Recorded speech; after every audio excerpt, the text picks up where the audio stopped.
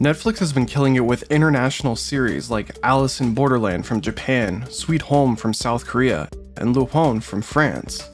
Today I want to look at the finale of Season 2 of Lupin. The climax of the story takes place at an orchestra concert, so you know I'm going to overanalyze it. But this time, I have more compliments than usual.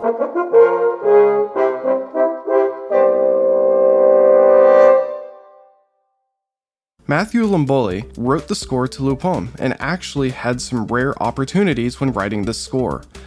Taking a look back at an earlier episode, we see Claire playing a violin for an audition. Matthew actually wrote the music around what we see to give it more accuracy. I will admit I do not have the expertise to properly evaluate the accuracy here, but it looks good to me. On to the finale, where I can give some better insights. The bit we see of the orchestra prior to the concert is very accurate. We see the horns emptying their water, as well as some communication happening between the musicians. The only thing to really squabble about is the special speaker comes out after the conductor.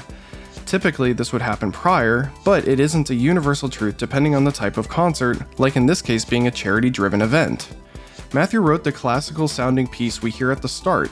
It combines all of the themes from Lupin so far, making for a great climax to the season's soundtrack. Because of this, I can't accurately state what the instrumentation was for the piece. What I do know is that a 72-piece orchestra was used for the recording, the National Orchestra of France. But that doesn't match the number of musicians we see on stage here. This music was printed out and on set for the musicians to use. This is why they look mostly accurate. I say mostly because they weren't allowed to actually play, so they were miming it. Et l'idée était de faire semblant de jouer, puisque sinon ça couvrait le jeu des comédiens.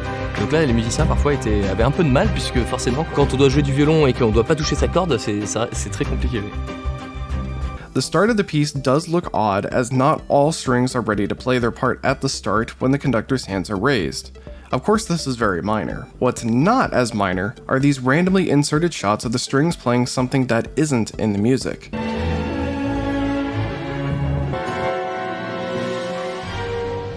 Keep in mind that this whole sequence is purely diegetic music, meaning it's all within the world we see. So if these musicians look mostly accurate, who are they? Well, they're not the musicians with the National Orchestra of France. I'm not exactly sure who they are though.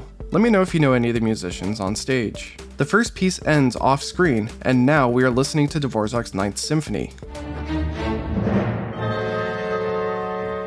What we hear is an arrangement of the first and last movements combined, arranged to match the action on screen of course. So there were repeated measures and bouncing around for smoother transitions and bigger moments when needed, having the music serve both diegetic and non-diegetic purposes. The only issue is that the musicians on stage didn't change at all, so there are missing winds, like 2 extra horns and a tuba for example. And truthfully, you'd want more strings as well. Lupin was a fun watch for me this summer, and nice to have a mostly accurate looking sequence here. I want to hear from you though. How did you like the show and this orchestra section? Are there any other shows or movies I should analyze next? Let me know in the comments below, and don't forget to check the link in the description if you want to buy me a drink and support me financially.